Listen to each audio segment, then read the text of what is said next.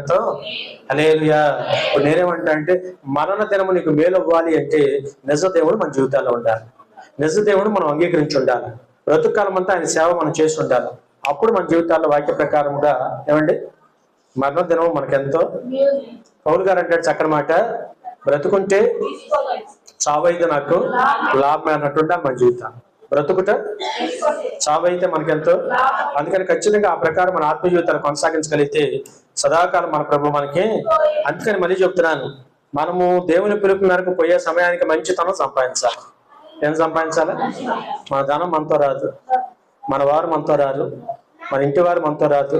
పరిశుద్ధ గ్రంథం సెలవిస్తున్నమాట, రేపు మనతో వచ్చేది ఏంటి అంటే ఏమండి, మనతో వచ్చేది ఏంటంటే మన సొంత రక్షణ తప్ప మనతో ఏమీ రాదు. హల్లెలూయా. చెప్పండి, మనతో వచ్చేది ఏంటి? రక్షణ. సొంత యేసుక్రీస్తు నామములో పొందిన బాప్తిజం ద్వారా వచ్చిన రక్షణ తప్ప ఇంకేది మన సొంతం కాదు. ఆ రక్షణ